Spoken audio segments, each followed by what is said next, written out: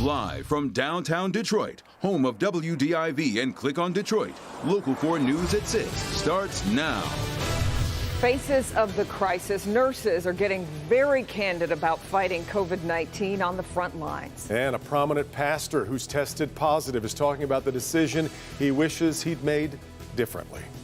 Glad you're with us tonight for Local 4 News at 6. Reminders tonight that behind every number, and there are so many numbers lately, is one real person. That's right. Here is the latest on our city and state. Michigan now has 2,856 confirmed cases of COVID-19. We have lost 60 people.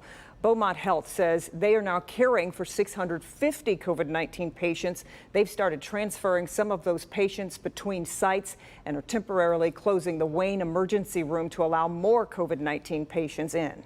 Governor Whitmer has requested a major disaster declaration from the federal government. If that would be granted, it would help the state provide meals to families in need, as well as rental assistance and also temporary housing. The House could vote tomorrow on the stimulus package that was passed by the Senate late last night, and that would, as you know, among other things, send checks directly or money directly to Americans.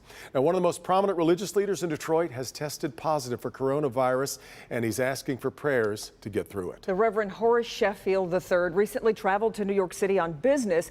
He tells our Sean Lay he wishes he'd listened to people who told him not to go. Reverend Sheffield tells me he felt invincible. He never thought he would get coronavirus. Now the man who prays for others is actually saying this prayer for himself. My prayer is, Lord, take this from me, and forgive me for being such a big fool. I always think I'm exempt from stuff. I should have known.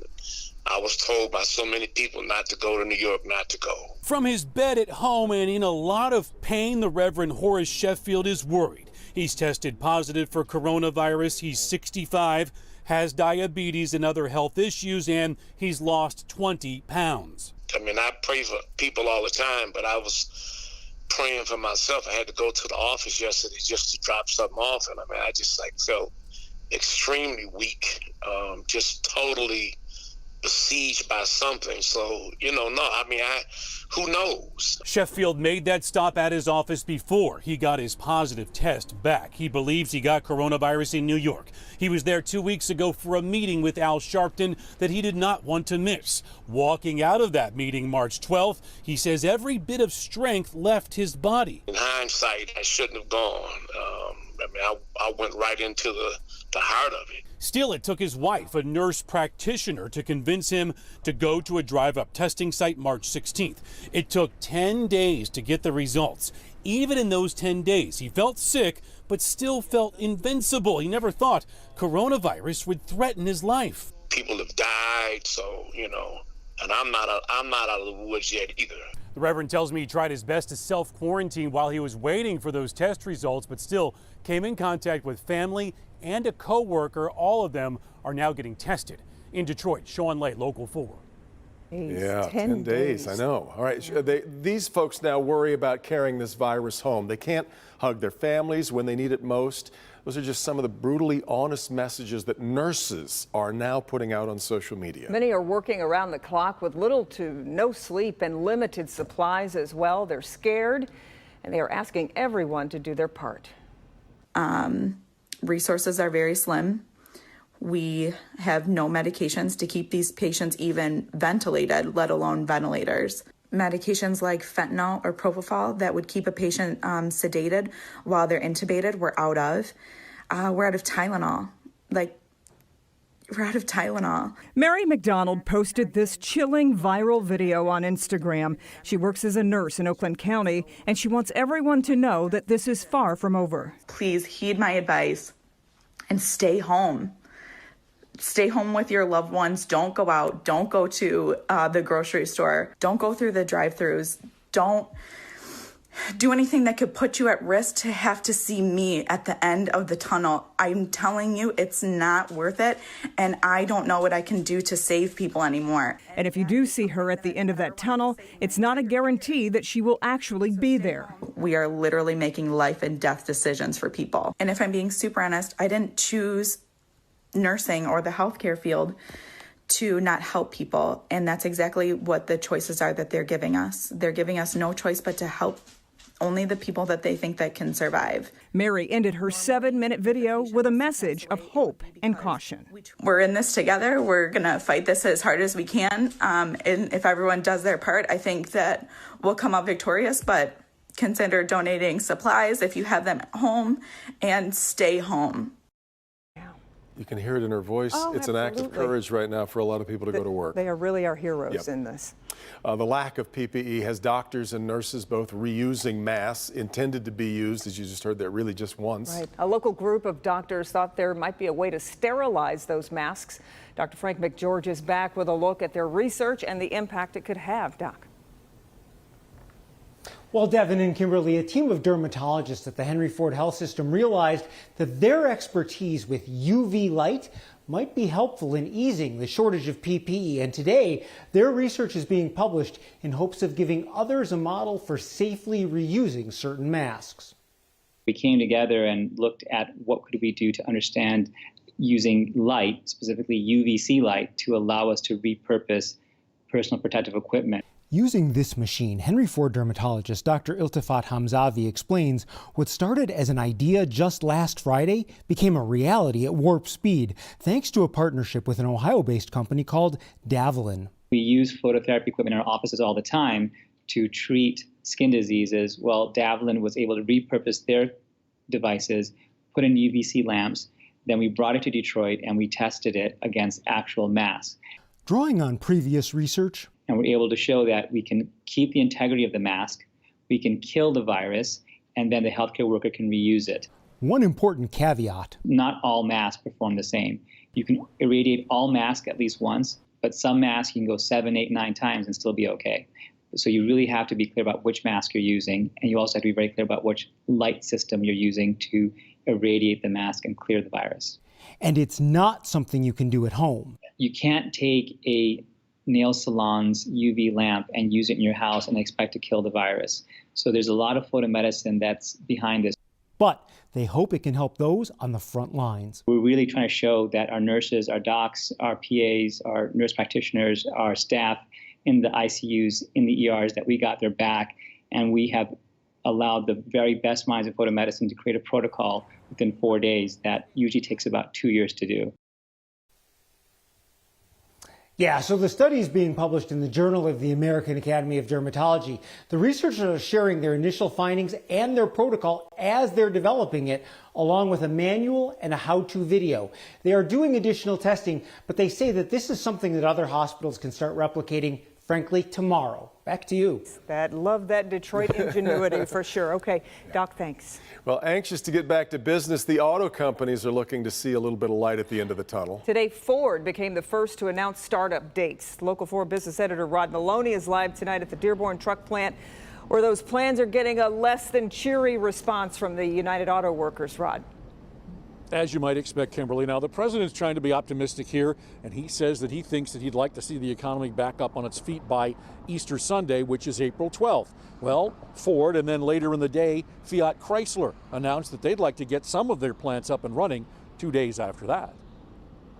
The nation's best-selling vehicles made here at the Dearborn truck plant, the F-150, and thus you understand why Ford wants it to lead the way with plant reopenings. In order for that to happen, Ford will also look to open several other plants the Dearborn truck depends on for parts. So as it stands right now, on April 14th, Ford wants to open Dearborn Truck, Dearborn Stamping, and Dearborn Diversified Manufacturing. Portions of Van Dyke Transmission and Rawsonville Components plant will also start back up. And Fiat Chrysler is saying it's looking at opening plants on the 14th as well. Doesn't quite know exactly when or what. In the meantime, Auto Trader analyst Michelle Krebs told Local 4 News today she's not so certain this is going to hold up. Ford put a date on some openings of some plants. We saw Toyota and Honda extend their closures for a bit into April, and but they may well change. And in fact, Ford did hedge a bit on any other reopening, saying in a statement, quote, "We will continue to assess public health conditions as well as supplier readiness and will adjust plans if necessary." Of course, the United Auto Workers took a dim view of this idea. President Rory Gamble saying in a couple of statements, quote, "The UAW continues to review with great caution and concern decisions being made about restarting workplaces, especially at advanced dates. The only guideline in a boardroom should be a management asking themselves, would I send my family, my own son or daughter, into that plant and be 100% certain they are safe," end quote. Now, General Motors tonight is out saying that it is assessing this on a week-by-week basis. They do not have any plans to open plants anytime soon. They are watching the situation. In the meantime, both Ford and GM are cutting white-collar salaries. Bill Ford not taking a salary. General Motors looking to defer salaries till this time next year for many of its white-collar workers. We have more on that on our website, clickondetroit.com. Live in Dearborn, Rod Maloney, Local 4. Okay, Rod, thanks. Well, more Americans filed for unemployment last week than ever before. Perhaps no real surprise. Yeah, but some places are actually looking to hire. The Help Me Hank team created a resource online that's helping connect people to jobs and services many need during this crisis. Here's consumer investigator Hank Winchester. Whether it's a small family-owned business that's considered essential, open right now, or a company that's hiring, maybe a small restaurant offering you a deal for takeout, everything you need to know can be found right now on my Help Me Hank resource page. So much key information on the Help Me Hank resource page, including new job opportunities. The Greenhouse in Walled Lake, a medical and recreational marijuana center, one of several locally owned companies now hiring. You know, we're always looking. Before this whole outbreak happened, we were definitely looking for a lot of people. We're still looking for bartenders. We're getting ready to launch delivery at the Greenhouse, hopefully in the next 2 to 3 weeks. I'll be looking for delivery drivers. So fortunately, we've been deemed essential, which I truly believe we are.